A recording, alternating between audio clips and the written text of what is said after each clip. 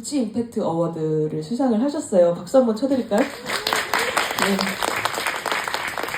그 이름이 좀 구찌구찌 해가지고 이게 도대체 무슨 상인가 좀 모르시는 분도 있을 것 같아서 잠깐 설명을 드리면 지역사회의 불균형과 공정성에 대한 목소리를 밀도 있게 담아 더 나은 내일을 만드는데 기여한 작품에게 수여하는 상이라고 합니다.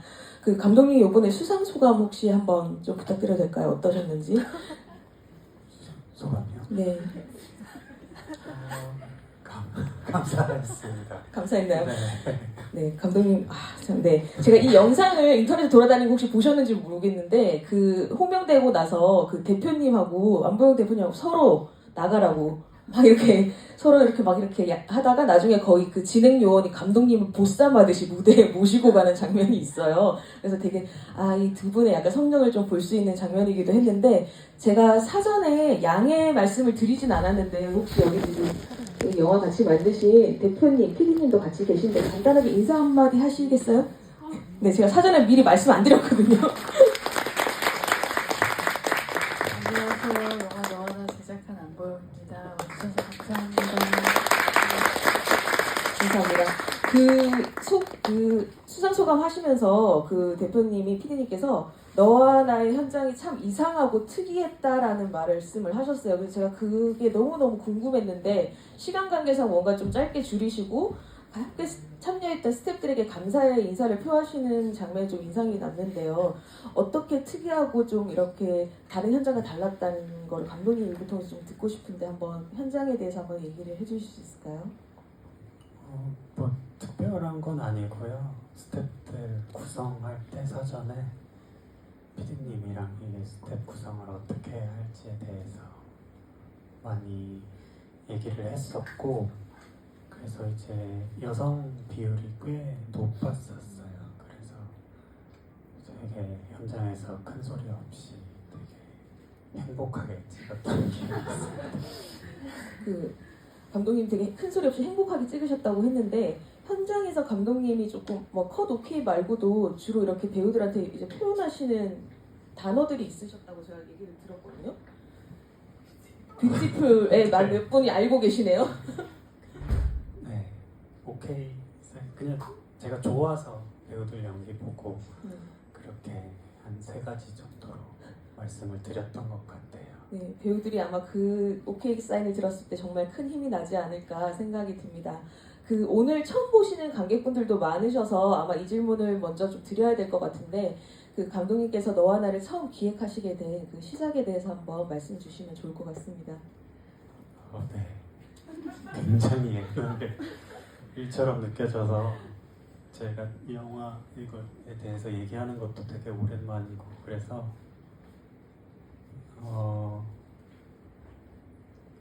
처음 기획했을 때 그냥 죽음을 하루 앞둔 어떤 친구들의 그 하루 동안 벌어지는 이야기를 하고 싶었던 것 같아요. 그게 이제 세월호라는 모티브와 연결이 됐고, 그래서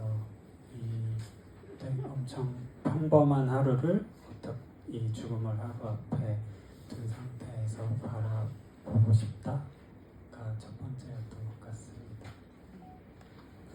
이 영화의 여러 관람편 중에서 저는 좀 기억에 특히 남는 게 그 신카이 마코토의 스즈메 문단소, 그 일본에서의 국민적인 아픔을 다룬 그런 작품들이 있잖아요. 그런데 한국에서는 그동안 세월호를 다룬 다큐멘터리는 많았지만 사실 극영화에서 이렇게 솔직하게 표현한 작품이 없었는데 그런 걸 표현해주는 어른이 나타난 것 같아서 좋았다라는 관람객 평이 참 기억에 남아요. 그래서 저희가 오롯이 그 아픔과 슬픔에 대해서 공유하고 기억하고 추억하고 서로를 위로할 수 있는 그런 작품이 아니었나라는 생각이 들고요.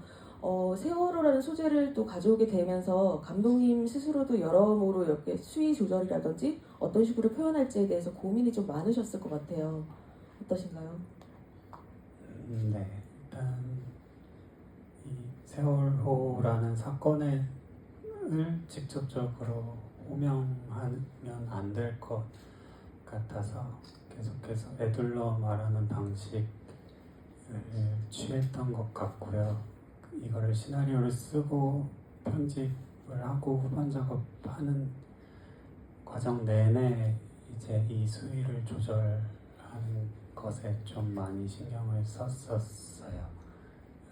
이게 직접적으로 뭔가를 언급하게 되면 뭔가 어떤 제 안에서 어떤 거부감 같은 것들이 들었던 것 같고, 뭐 이거를 영화를 다 완성하고 나서 이제 뭐 마케팅이나 배급이나 관객들을 만나는 과정에 있어서도 뭔가 딱 이렇게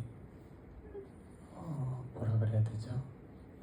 딱 이게 세월호 영화야 라는 이런 얘기가 나올 때마다 저는 좀 마음에서 좀 덜컥덜컥 하는 게 계속해서 있었거든요. 그래서 뭔가 이게 예의가 아닌 것 같아서 뭔가 계속해서 애둘러 말하는 방식을 취했던 것 같습니다. 그 배우분들 얘기를 또 안 할 수가 없는데요. 정말 이제 세미 역과 하은 역에 진짜 딱 맞아떨어지는 배우분들을 캐스팅을 하셨어요. 그 캐스팅 과정과 그 사실 이게 시나리오인지 아니면 진짜 현장에서 애드립인지 모를 정도로 배우분들의 연기가 너무너무 자연스러워서 그 과정들이 어떤 과정을 통해서 스크린에 녹아났는지도 좀 얘기를 듣고 싶거든요. 세미를 연기한 박혜수 배우는 영화 프리프로덕션 들어가기 한 1년 전부터 이제 먼저 저희와 함께 하기로 돼서 저랑 이제 PD님이랑 셋이서 영화를 뭐 거의 같이 준비했다고 봐도 되고요. 이제 세미랑 맞는 하은이 역할을 찾기 위해서 오디션을 좀 많이 했고, 그러면서 이제 김시은 배우를 만나게 되었습니다. 네. 하은이가 가진 이 농담 같은 것들을 좀 잘 해낼 수 있는 배우가 필요했는데, 김시은 배우가 가진 에너지가 그런 하은이의 캐릭터와 잘 맞았고, 또 그런 에너지를 찾는 게 되게 힘들었었던 것 같아요. 이게 이렇게 보면 쉽게 이제 좀 진지해지거나 우울해질 수 있는 캐릭터이기 때문에 그런 거를 잘 숨기고 좀 생생하고 생기 있는 모습을 드러낼 수 있는 배우를 찾는 게 좀 과정이 길었고, 그리고 현장에서는 사실 이거를 찍기 전에 프리프로덕션 할 때 리허설을 워낙에 많이 했어요. 배우들의 감정이나 대사가 입에 잘 붙을 수 있도록 리허설을 많이 하고, 그 과정에서 얻어지는 것들을 대본으로 다시 정리해서 촬영에 들어갔기 때문에 현장에서 애드립은 그렇게 많진 않았어요. 많진 않았는데 종종 아주 간혹 가다가 시은 배우가 애드립을 잘 쳐줬던 것 같고, 네.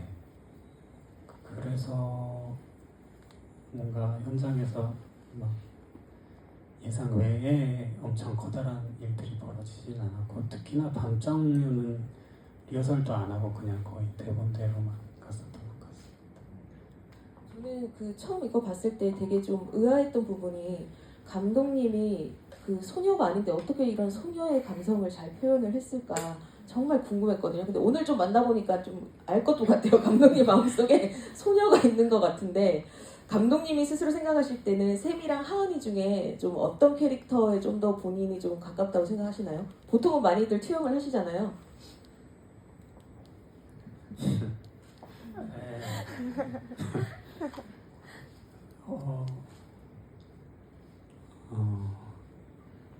그냥 저의 일부분들이 두 캐릭터에 조금씩 남아 있는 것 같긴 해요. 그런 부분들이 좀 과장돼서 나타나거나 혹은 좀 영화적으로 표현이 되거나 했던 것 같습니다. 그 관객분들도 오늘 보니까 제가 사전에 한번 여쭤봤었어요. 그런데 N차 관람하시는 관객분들이 정말 많으시더라고요. 그만큼 애정이 많으실 텐데 그 관객분들 질문을 좀 받아봐야 될 것 같아요. 아마 많이들 하고 싶으셔서 지금 드릉드릉 하는 게 제가 느껴지거든요. 그 손 들어주시면 제가 마이크를 드리도록 할게요. 네, 여기 좀 마이크 좀 한번 네, 부탁드릴게요. 서로 한번 전달해 주시면 될 것 같아요.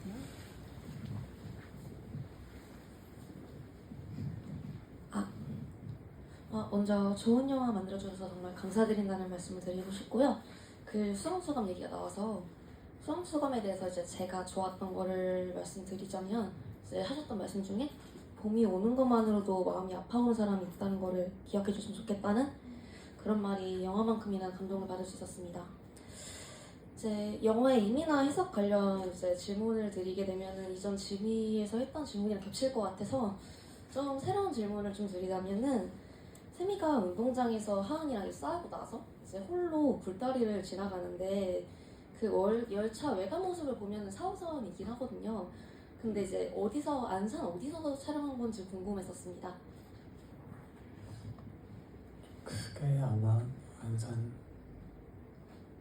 상록수역 근처일 거예요. 안산의 지하철 노선이 이제 지상으로 이렇게 된 구간이 많은 걸 어떻게 알았냐면 제가 그때 이제 그 지하철을 타고 엄마 따라서 서울 해화로 자주 다녔어서 그 기억으로 이제 거기 그런 곳이 있었지 하고 거기를 찾아다녔던 것 같습니다. 저는 이런 훌륭한 관객분들을 처음 만나보는데 GV를 많이 다니시다 보니까 질문이 겹칠까봐 자체적으로 필터링을 하시는 이런 관객분들을 정말 처음 만나봐서 좀 낯설기도 하고 신선한데 처음 보시는 분도 많고 어쨌든 감독님도 오랜만에 GV라고 하셨으니까 혹시나 뭐 겹칠까 질문이 그동안 많았던 질문인데 내가 또 하지 않을까라는 두려움을 버리시고 가감없이 해주시면 좋을 것 같습니다. 네, 혹시 또 다른 질문 있으신 분 계신가요? 네, 여기 또 마이크 한번 부탁드리겠습니다.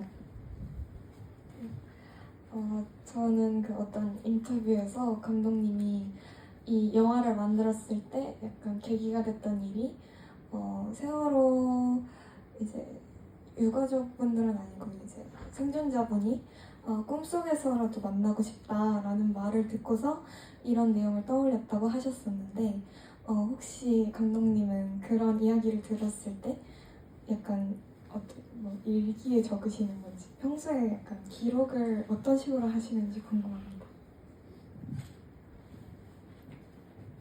기록을 그 당시에는 자주 그러니까 좀 자세하게 많이 했었는데요.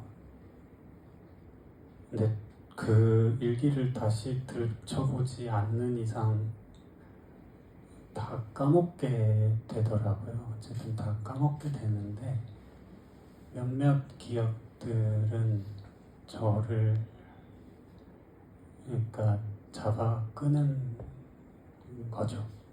어떤 이게 왜 그런지는 모르겠는데 제가 기억하고 싶어서 기억하는 게 아니라 어떤 장면들이 계속해서 잡아 끄는 것 같은 느낌이 많이 들었던 것 같아요. 영화를 작업하는 내내. 네. 또 혹시 다른 질문 있으신가요? 안녕하세요. 그 영화 속에 보면 그 두 주인공이 앉아 있는 장면이라든지 병원이라든지 아니면 그 마지막에 국수 먹을 때 뒷도로 보면 엄청 큰 나무나 초록색들이 항상 계속 영화 내 처음부터 끝까지 유지되어 있더라고요. 그 그네 같은 것도 초록색이라든지 해서 그 나뭇잎이라든지 초록 이런 걸 많이 사용하신 어떤 의미가 있는 건지 아니면 그걸 통해서 좀 보여주고 싶었던 이야기가 있으셨던 건지 좀 궁금합니다. 네. 특정한 이야기라거나 의도가 있었다기보다는 이게 어떤 공간에 있었던 사물이나 식물, 특히나 식물 같은 경우 식물 같은 것이 이렇게 뭐라 그래야 되죠? 한 공간에 이렇게 조그맣게 응축됐다가 다시 다음 장면에서 이렇게 확장이 되고 이런 것들이 필요하다라고 생각을 했는데 정확히 그게 어디서 제가 이런 생각을 하게 됐는지는 아직도 잘 모르겠어요. 근데 처음에 시나리오 쓸 때는 식물원도 등장을 했었거든요. 실제로 안산에 작은 식물원이 있기도 하고, 그래서 이런 것들이 영화 내에 구조적으로 계속해서 축약되었다가 다시 펼쳐지고 뭐 이런 어떤 일종의 영화적인 텐션이 계속해서 반복되어야 된다라고 생각했던 것 같습니다. 그 초록이 많았던 거와 더불어서 영화가 상당히 은유적인 표현들이 많이 있는데요. 저도 이제 여러 번 보다 보니까 한 장면 한 장면이 약간 시와 같다는 생각이 들었어요. 그 처음 봤을 때는 좀 놓쳤던 장면들에 이런 것들이 숨어져 있었나라는 것들을 많이 또 찾게 됐는데 반복적으로 나타나는 또 저희 상징 같은 거에서 보면 거울도 있었고 시계도 있었잖아요. 그런 것들에 대한 상징은 어떤 것들을 표현하고 싶으셨는지 감독님께 듣고 싶습니다.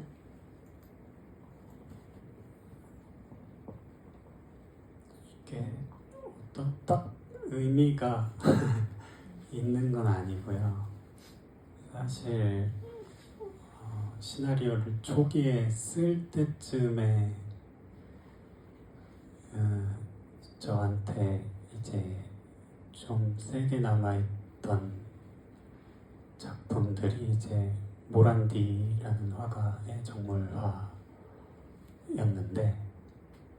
이제 그분의 작품들을 보면 정말 그냥 도자기라거나 네모나거나 동그란 이 모형들을 그냥 그리거든요. 근데 거기에서 어떤 모르겠어요. 어떤 이 정물화가 주는 느낌이 그로부터 어떤 질서라든지 어떤 이 세계의 모습이라든지를 왜인지 모르겠지만 유추하게 됐고, 저희 영화에서도 그런 소품들이 종종 등장해야겠다라고 생각을 했던 것 같습니다. 저는 그냥 개인적인 감상으로는 거울에 세미가 비칠 때 이 아이가 이곳에 있었다, 그 상이 맺혀 있다, 약간 그런 감정을 받아서 꺼내주고 싶다, 현실로 다시 이렇게 왔으면 좋겠다, 이런 개인적인 감상을 좀 받기도 했었어요. 저희가 또 영화의 촬영 장면이 좀 상당히 독특한데, 영화의 첫 시작을 딱 보면 영화의 전반적인 톤이 예전에 과거에 저희가 릴리 슈슈의 모든 것이나 하나야 앨리스 같이 뽀얗고 따뜻한 화면을 이렇게 감독님께서 하셨어요. 그 촬영 감독님하고 많이 상의를 하셨다고 들었는데, 그 영화 전반에 걸쳐서 이런 톤을 유지하는 게 사실 쉽지 않은 도전이었잖아요. 그 과정에 대해서도 감독님 좀 이야기 듣고 싶습니다. 그 과정에 대해서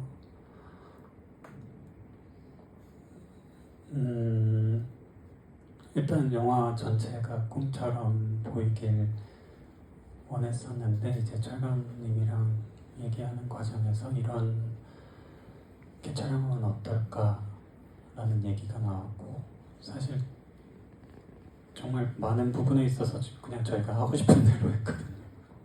그래서 사실 커다란 어려움은 없었던 것 같아요. 네, 정말 저희 하고 싶은 대로 거의 다 한 것 같아서, 뭐 사실 저희가 예산이 큰 영화도 아니고 그냥 저희가 할 수 있는 대로 최대한 예산에 맞춰서 해나갔던 것 같습니다. 그 감독님이 꿈결 같은 그것을 표현하고 싶다고 하셨는데, 저희는 또 덩달아 더불어 그 한 컷 한 컷 스틸이 정말 포스터 장면처럼 너무너무 아름다운 또 그런 묘미가 있지 않았나라는 생각이 듭니다. 질문이 점점 이렇게 좀 무게가 있는 것 같아서 조금 가벼운 질문 하나 드리고 싶은데, 그 발에 각질이 쌓여가는 걸 표현을 하잖아요. 저는 그게 처음에 정말 궁금했어요. 그거 실제 여배우의 발이 그렇진 않았을 테고 어떻게 표현을 하셨는지, 특분을 하신 건지. 그거는 이제 제 친구 발인데,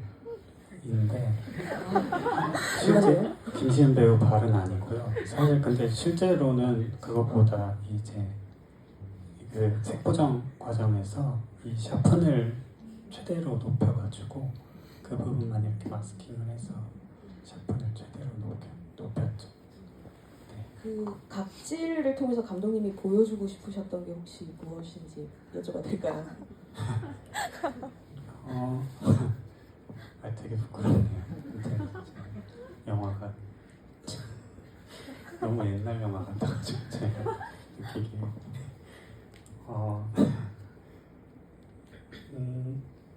이제 그 주름이 엄청 복잡하잖아요. 엄청 복잡한데 사실 그렇게까지 복잡하게 생길 필요는 없잖아요, 사실. 그러니까 어떤 효용성에 있어서도 그렇고 이 세상이 이렇게 복잡할 필요가 있나라는 생각 측면에서도 사실 그렇게 복잡할 필요는 없는데 하여튼간에 저희가 지금 이렇게 복잡하게 얽혀 있잖아요. 일단 그런 측면이 있었고, 두 번째로는 이제 그러니까 어떤 질문 같은 것인데, 이렇게나 복잡했던 것이 사라졌다라는 거를 좀 보여주고 싶었던 것 같습니다. 그 이미지를 통해서. 네. 감독님께서 말씀하신 거에 덧붙여서 저는 그게 약간 시간이라고 생각했어요. 그 각질이 어쨌든 시간이 지나야 켜켜이 쌓이는 것들인데 사실 그 세월호 아이들은 더 이상 그 각질조차 쌓일 수가 없잖아요. 그 축축한 곳에 있어서. 그래서 저는 그 장면이 더 가슴에 좀 여렸던 것 같습니다. 네, 이어서 관객분들 질문 조금 더 받아보려고 하는데요. 네, 여기 마이크 부탁드립니다.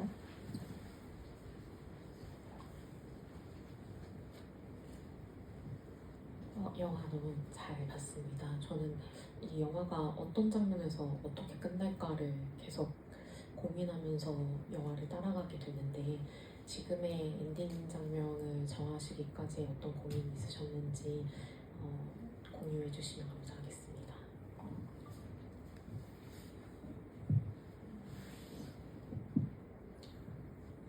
원래는 그 앵무새한테 사랑해라는 말을 가르치고 초고 처음 썼을 땐 세미가 잠이 드는 거였고, 그 다음 버전에서는 하은이가 잠이 드는 거였고, 그 다음 버전에서는 다시 이제 세미가 잠이 든다로 끝이 났었거든요. 근데 촬영을 하면서 이제 그 세미가 누워있는 장면을 찍으면서 그걸 한 7분 정도 배우를 그냥 찍었는데, 이제 혜수 배우가 웃으면서 깨어났고, 사실 NG죠. 어떻게 보면 NG 장면인데 그 장면으로 끝을 내야겠다라고 그때 그 현장에서 생각을 했던 것 같아요.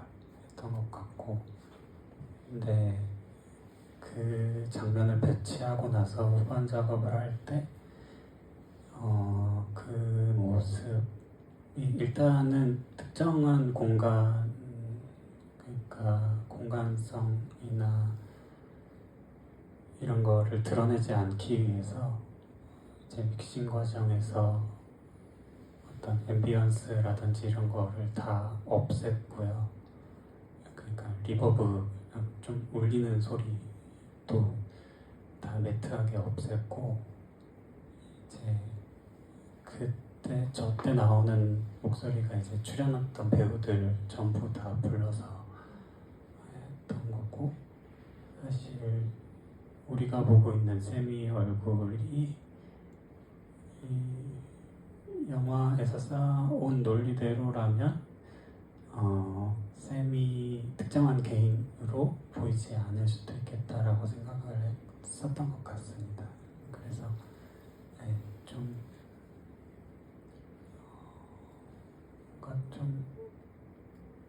특정한 대상이나 지시되는 공간이나 이런 게 아니라 어떤 한 덩어리처럼 보였으면 좋겠다라고 생각을 하고 거기를 그렇게 연출을 했던 것 같습니다. 그 약간 엉뚱한 질문일 수도 있는데 그 앵무새 이제 저희 조이 역할했던 구로가 실제로는 말을 못하는 앵무새였나요? 저는 마지막에 한 번쯤은 사랑해라고 하는 걸 듣고 싶기도 했었거든요, 사실. 근데 이제 뭐 이렇게 서로 교감하는 장면에서 적재적소의 아이가 이렇게 반응을 하긴 했지만 사랑해는 결국 그 아이 입으로 듣지 못해서 혹시 그 여담 좀 궁금하긴 합니다. 구로가 사실 카이큐 앵무새인데 그 친구들이 사실 말을 잘 가르치면 하긴 할 수 있는데 보통은 못한다고 하더라고요.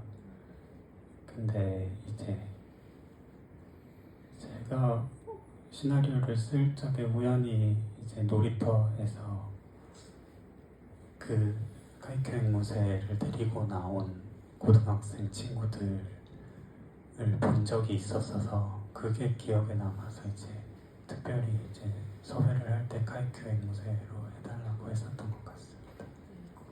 그 영화 곳곳에 또 다른 동물들이 많이 나오잖아요. 그 진식이 역했던 똘똘이도 나오고 그다음 크레딧에는 없었던 것 같은데 고양이 진순이라고 부르자 그랬나요? 네, 그 친구들도 있는데 아마 진순이가 크레딧에 없는 거 보면 동물 업체에서 온 친구가 아니라 혹시 현장 섭외를 하신 건지 그 동물 친구들에 대한 이야기도 좀 듣고 싶습니다.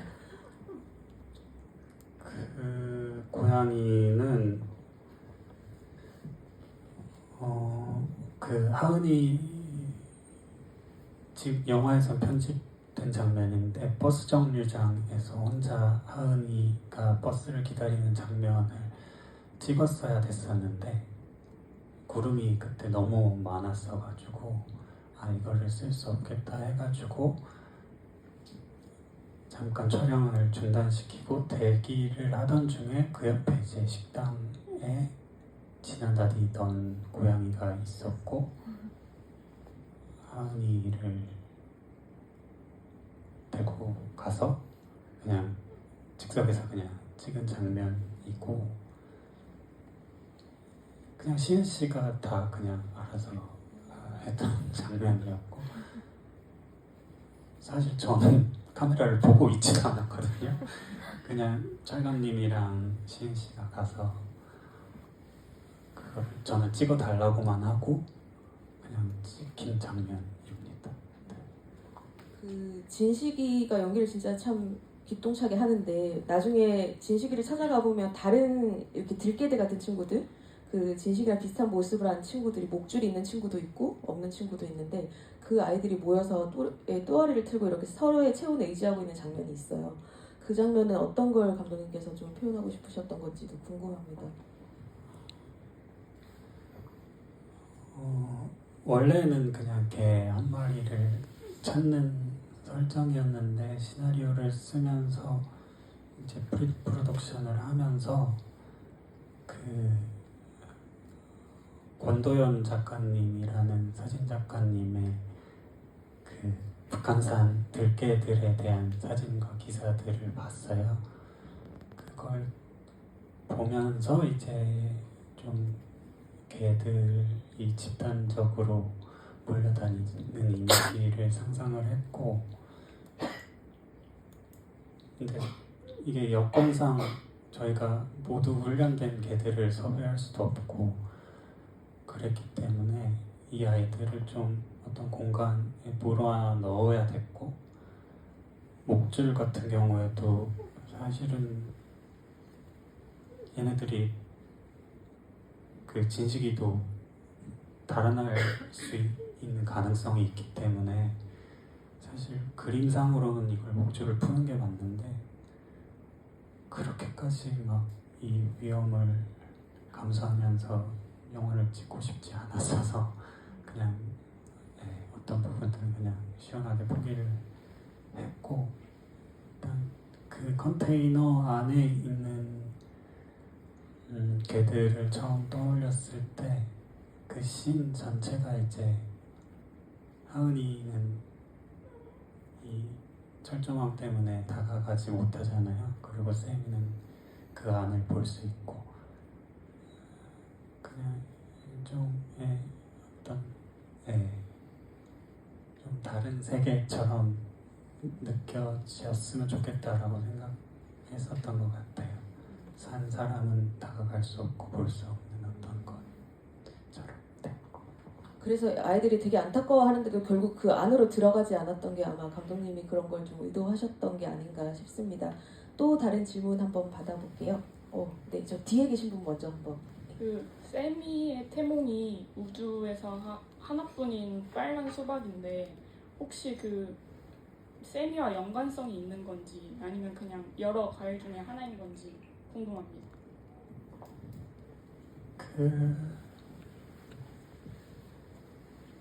사실 수박 이 포인트는 아니고요. 우주에서 유일하게 빨간 수박, 그러니까 유일하게 빨간이 중요한 거라고 생각을 했는데, 하여튼간에 그러니까 단 하나라는 거죠. 그 개개인이. 그래서 네, 그 말이 주는 의미라든지 그런 것들을 그게 어디서 왔냐면 사실은 영화를 찍기 전에 이제 제가 꿈을 꾼 것 중에 이제 복숭아가 제 꿈에 나왔는데 이제 이게 정말 선명하고 완벽하게 동그랗고 제가 꿈에서 느끼기에는 우주에서 단 하나밖에 없는 단 하나뿐인 복숭아처럼 느껴졌는데 근데 제가 분명히 이걸 꿈속에서 느끼고 있는데 이게 눈앞에 있는 게 아니라는 거를 알겠더라고요. 그런 느낌을 주려고 했었던 것 같습니다. 보통 이런 꿈은 태몽인데 말이죠. 네. 이 장면, 꿈 장면 얘기가 나와서 그 밥 먹는 장면에서도 좀 되게 재밌는 장면이 나오죠. 국수 슬라이드. 그런 엉뚱한 생각은 누가 하신 건지 그것도 좀 궁금해요. 원래는 쟁연기였고 국수를 만들어서 먹는다 였고 사실은 엄마 캐릭터를 단 한 장면으로 표현하기 위해서 이제 이 엄마가 어떤 사람인가 홈쇼핑 주문을 많이 하는 정말 쓸데없는 것도 많이 사는 엄마를 표현하기 위해서 그렇게 넣었었는데 이제 프리프로덕션 하는 과정에서 촬영 감독님이 국수 슬라이드로 했으면 좋겠다라고 했고 그 소품 자체가 주는 어떤 유머러스함이라든지 엉뚱함이 좋았던 것 같습니다.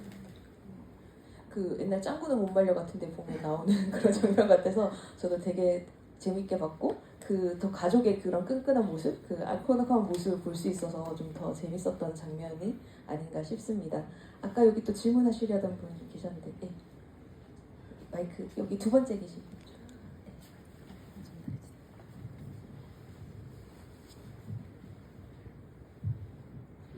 영화를 보면서 이 영화에서 사랑의 의미는 어떤 것일까 좀 궁금했었고요.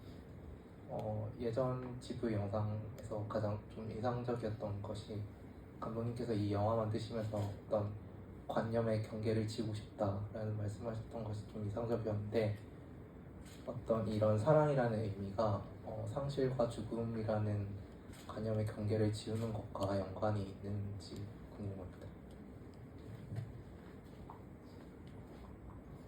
사랑 그냥 단순하게 그냥 1차원적으로는 저희가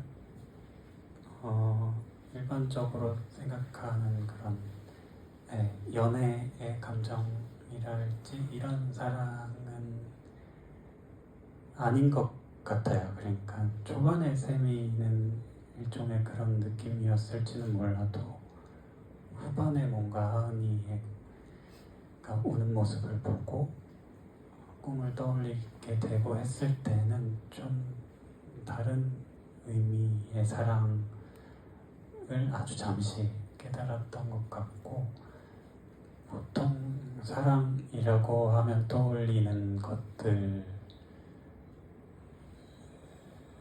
있잖아요. 특히나 뭐 요새 연애 프로그램 많은데 그런 걸 볼 때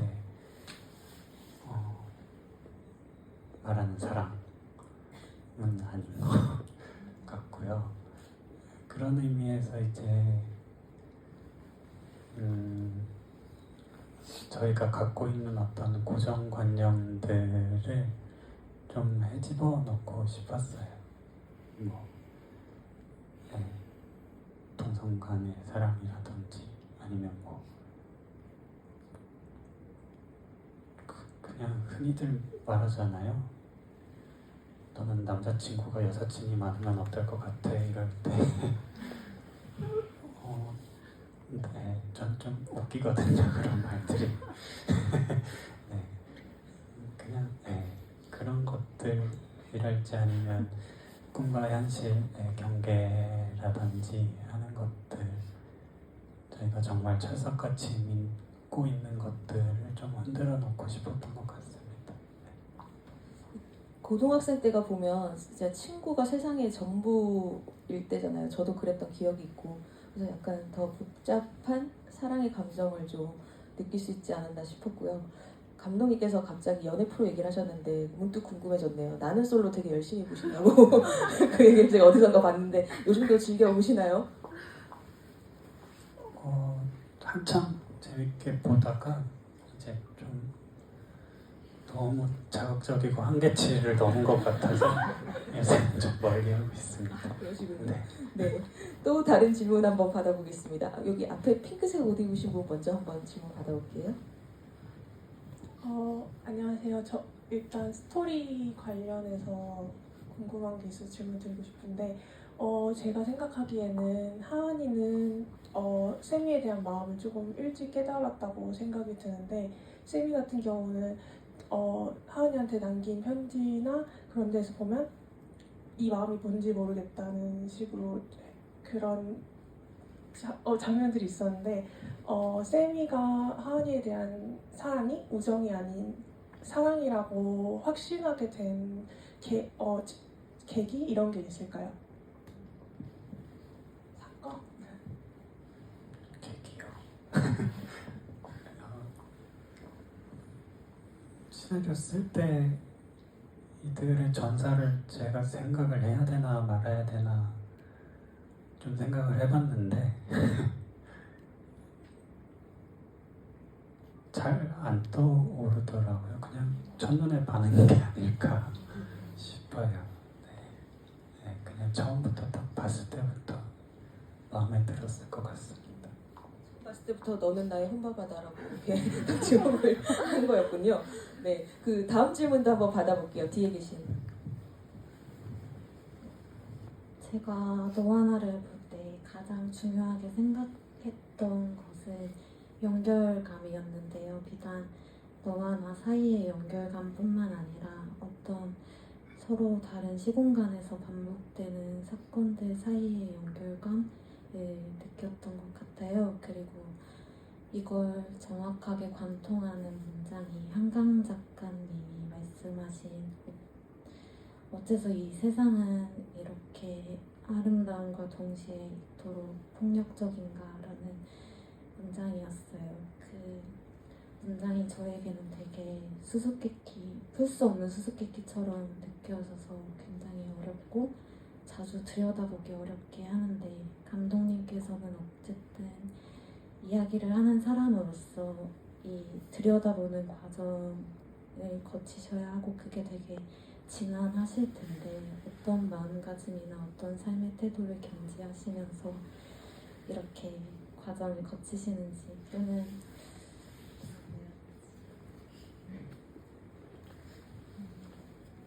네, 궁금합니다.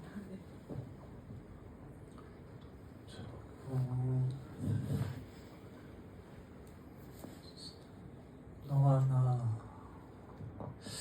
나를 준비할 때는 지금 제가 웃고 있는 게 이게 자세히 설명을 못 드리겠지만 최근에 저희 엄마가 쓰신 일기를 보고 있거든요. 근데 이제 엄마도 소설 가셨고 딱 제 나이 때 쓰신 일기를 제가 얼마 전에 발견해서 읽고 있는데 이게 조금 부끄러운 게 엄마도 똑같은 생각을 정말 소름 끼칠 정도로 같은 생각을 하고 있었어가지고 약간 거울 치료가 되는 느낌이라서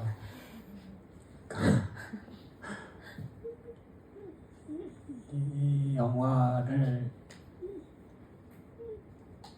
얘기를 제가 이제 풀어내지 않고서는 못 살 것 같았거든요. 근데 엄마도 그 당시에 이 소설을 쓰지 않으면 자기가 뭔가 속에 한이 남을 것처럼 그렇게 써놨더라고요. 근데 사실 지나고 보면 아무것도 아니거든요. 그래서 하여튼간에 저나 엄마나 뭔가에 되게 사로잡혔던 것 같아요.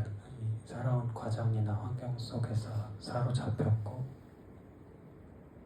이렇게 좀 넓은 시각에서 보면 그럴 수밖에 없었던 일들이었던 것 같고 제가 뭐 특별히 대단한 의지가 있다거나 엄청 노력을 해서 혹은 뭐라 그래야 되죠? 대단한 의지로 막 이거를 엄청난 결심을 하고 나서 이렇게 했던 건 아닌 것 같고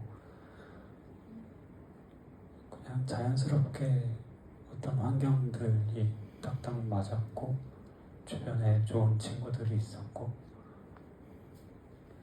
어떤 커다란 사건으로부터 제가 계속해서 그걸 생각할 수밖에 없었고 그걸 말할 수밖에 없었던 것 같습니다. 그 어머니께서 쓰신 일기장처럼 감독님께도 어쨌든 풀지 못한 응어리가 있었던 건데 사실 배우기 때문에 그게 어떻게 보면 연기로서 먼저 표현될 수도 있는데 감독님이 이번에는 영화로 직접 연출을 하시면서 풀게 된 거잖아요. 감독님께서 물론 이제 대학교 다닐 때 영화를 전공을 하셨지만 이 연출에 대한 갈망 이런 것들이 계속 마음속에 혹시 있으셨던 걸까요?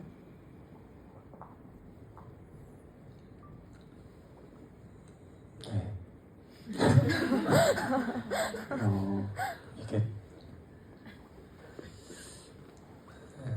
사실 엄마의 일기를 읽고 있기 때문에 사실 좀 지긋지긋한 느낌이 드는 건데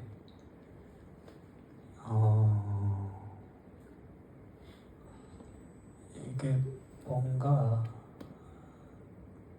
충분히 말해지지 않은 느낌이라고 할까요? 비단 저의 문제가 아니라 오랜 세월 동안 이제 좀 뭐 저희 할머니나 할아버지나 엄마나 겪어온 시간들이 좀 끔찍한 시간들이잖아요. 어떻게 보면 정말 많은 일들이 있었고 그동안 쌓여왔던 것들이 이제 저희 할아버지는 의사이면서 사회주의자셨는데 할아버지의 얘기도 듣고 있으면 이제 자기가 하고 싶은 말을 하지 못해서 끌려가서 고문을 받거나 이랬고 저희 엄마도 이제 어쨌든 독재 정권 시절을 거쳤고 특히나 여성이었고 가부장제 사회 속에서 자기가 하고 싶은 말을 여성으로서 충분히 하지 못했고 그런 것들이 쌓여서 이 긴 시간 동안 쌓여있던 어떤 응어리가 저한테까지 영향이 남지 않나 이런 생각 요새 좀 많이 들고 있어요. 저희 개인적인 팬심으로는 그 응어리를 앞으로도 좀 많이 볼 수 있으면 좋지 않나라는 생각이 듭니다. 그 또 다른 질문 받아볼게요. 시간이 많지 않아서 질문 몇 개만 더 받아야 될 것 같은데 네, 여기 남자분께 마이크 한번 부탁드립니다. 전 좀 가벼운 질문 드리고 싶은데 앞선 질문들하고 겹칠 수도 있지만 이 영화가 삶과 죽음도 하나의 키워드지만 사랑이라는 단어도 빼놓을 수가 없는 것 같아요. 근데 제가 느끼기에는 요즘 사회나 전 세계적으로 봤을 때 너무 사랑이 결여되어 가고 있는 느낌이 들었거든요. 그래서 이러한 사회에서 감독님만의 그런 뭔가 사랑을 실천하는 그런 마음가짐이랄까? 태도? 방식? 이런 것들이 혹시 있으시다면 가볍게 여쭤보겠습니다. 네. 뭐 그렇게 훌륭한 사람이 아니라서요. 네, 너무 이렇게 좀 제가 느끼기에는 이런 좀 거창한 얘기를 제 입으로 하기가 좀 부끄럽긴 하지만 그냥 좀 잘 돌봐야겠다라고 생각을 하고 있는 것 같습니다. 이게 뭐 그러니까 사람, 친구나 가족이나 이런 것뿐만이 아니라 그냥 동물들이나 식물들이나 특히나 중요한 게 이제 제 스스로의 몸을 좀 잘 돌봐야겠다라고 생각을 하고 있는 것 같습니다. 이게 뭐 어떤 고통스러운 사건이 있을 때 그 사람을 위해서 뭘 대단히 한다라기보다는 그냥 최소한 그 사람의 몸이 불편하지 않게 만들어줘야겠다. 그러니까 목마르면 물 갖다 주고 뭐 배고프다 그러면 밥 해주고 뭐 이 정도인 것 같습니다. 네. 그 또 다른 질문 혹시 있으신가요? 네, 여기 앞에.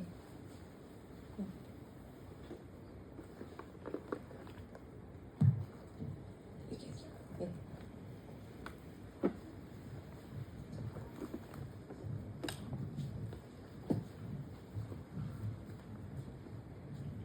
일단 영화 만들어주셔서 너무 감사하고 이런 영화가 사실 만들어지는데 되게 오랜 시간이 걸린 걸로 알고 있고 또 이런 영화의 특성상 극장에까지 올라가기도 되게 어려우셨을 거라고 뭔가 감히 상상을 해보는데요. 혹시 그런 약간 다사다난한 그런 와중에 또 끝까지 포기하지 않으시고 이어가시게 되는 약간 그런 동기, 원동력이 되게 궁금합니다. 너무 감사합니다.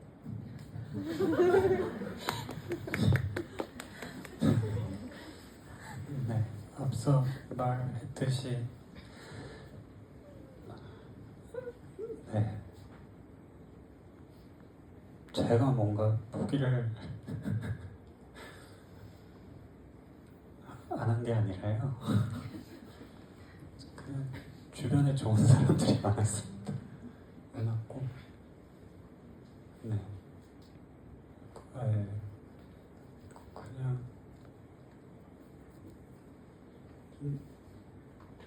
꽃이 시들고 있으면 아니죠. 꽃은 시들죠. 나무가 이렇게 좀 시들고 있으면 물 주고 좀 이렇게 잘 관리해주면 살아나잖아요. 그런 환경이었던 것 같습니다. 그 약간 이어지는 질문일 것 같은데 그 코로나 이후로 가장 많은 관객과의 대화를 한 작품이라는 기사를 얼핏 봤어요. 그래서 그만큼 관객들하고 만나기 위해서 많이 무던히 애를 쓰시는 것 같은데 그건 역시 그냥 주변에 좋은 분들이 많아서 그런 건지 아니면 감독님께서 더 이렇게 시간을 쪼개서 관객분들을 만나야겠다라는 뭔가 의지가 있으신 건지 좀 궁금해요. 아니요, 저는 적당히 하고 싶어요. 뒤에서 지금 대표님이 웃고 계십니다. 네. 주변에서 하면 어떻겠냐 해가지고 하게 됐습니다. 네, 그런 사정이 있었군요. 네, 다음 질문 한번 받아보겠습니다. 네, 여기.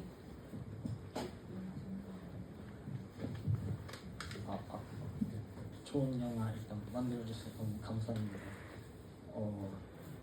항상 이제 영화관에 너와 나를 보러 몇 번씩 가게 되는데 그 이유가 뭘까 생각했더니 볼 때마다 사랑의 의미를 재정의하게 되는 것 같아서 저한테 정말 애틋하고 감사한 작품이라고 생각합니다. 그래서 이제 항상 저는 관객 수를 조금 확인하는데 얼마 전에 39,000명이 되었더라고요. 그래서 이제 10,000명 단위로 이제 항상 SNS에 영상 같은 걸 올려주셨는데 만약에 40,000명 관객을 달성하신다면 올리실 영상이 뭐 기획 같은 게 있으신지 궁금합니다.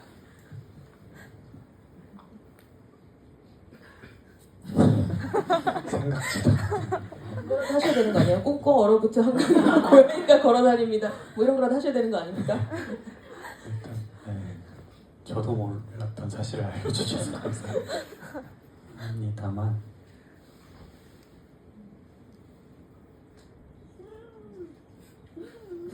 이것도 뭐 주변에서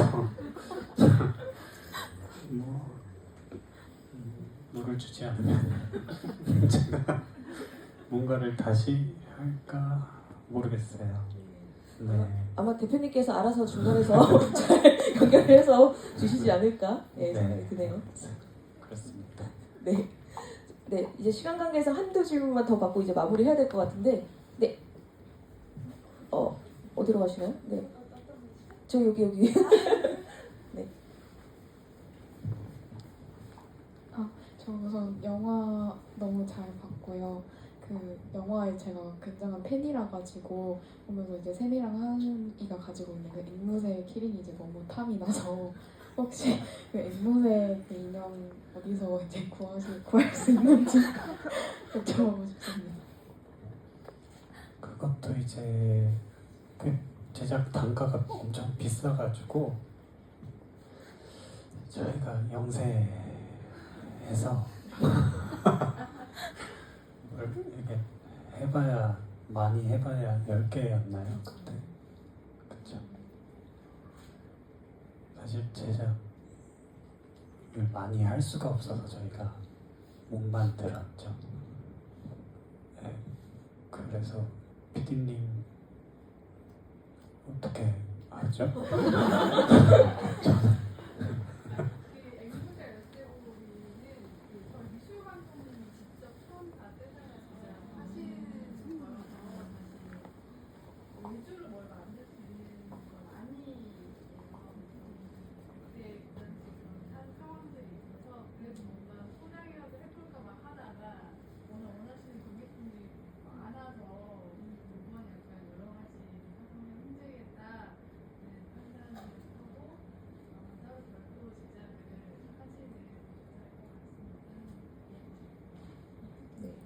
감사합니다. 그 굿즈는 일부러 안 만드신다는 얘기를 그때 한번 들었던 것 같은데 감독님께서 그 계획이 없으신 건가요? 굿즈요? 네. 그냥 지나고 보면 다 쓰레기. 지금 감독님 튀신 것 같은데. 사랑해 주시지만 네. 시간이 지나면 다 직원한테 미안한 일이기 때문에 최대한 안 만드는 게 좋은 것 같습니다. 감독님 뜻이 그렇다고 하시니 관객분들도 이해해 주실 거라고 생각을 합니다. 그 마지막 질문 하나만 더 받고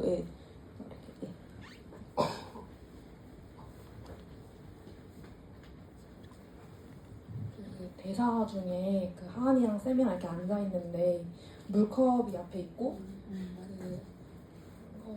쌤이가 그 물을 먹었는데 하은이가 너가 날 살렸다 이렇게 말을 했는데 거기서 의미가 있을까요 혹시? 그냥 하은이의 심정이 그 컵에 투영이 됐었던 것 같고 죄송합니다. 보시는 거 아니죠 감독님?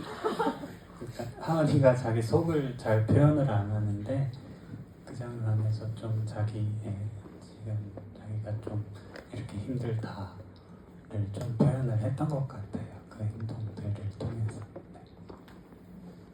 감사합니다. 그 시간 관계상 거의 이제 마지막 질문을 좀 드려야 될 것 같은데 감독님이 지금 다음 작품을 어떤 걸 구상하고 계실지 아마 많은 분들 여기 있는 분들이 정말 궁금해하실 것 같아요. 감독님 앞으로 하시고 싶은 이야기, 당장의 계획이 없더라도 나는 이런 얘기를 좀 하고 싶어하는 게 있다면 이야기 좀 듣고 싶습니다. 당장에 하고 싶은 이야기는 없어요. 사실 없는데 그냥 지금 마당에 풀들이 너무 많이 자라가지고 하루 종일 그것만 해도 지금 하루가 다 가버리기 때문에 뭐를 생각할 시간은 사실 없더라고요. 근데 이제 좀 약간 최근에 이제 친구들이랑 영화사를 차려가지고 아주 조그마한 영화사를 차려가지고 일단은 제 이야기보다는 좀 친구들 얘기들을 좀 도와주고 싶다. 크고요. 네. 최근에 이제 4.3 그 얘기는 좀 오래 묵혀둬야 될 것 같아서 종종 생각은 하는데 막 이렇게 열심히 뭔가를 하고 있는 상태는 아니고요. 그리고 이제 또 뭔가 하나 재밌는 이야기가 떠오르긴 했는데 그것도 이제 좀 시간을 좀 지켜봐야 될 것 같습니다. 감독님이 하루빨리 마당의 풀들을 제거를 하시고 그 다음 작품을 또 만날 수 있는 그런 날을 한번 손꼽아 기다려보겠습니다. 오늘 오랜만에 관객들 만나서 대화 나눠보셨다고 하는데 오늘 소감 한마디 좀 듣고 싶습니다. 딱 한마디만 또 하지 마시고요. 조금 길게 부탁드립니다.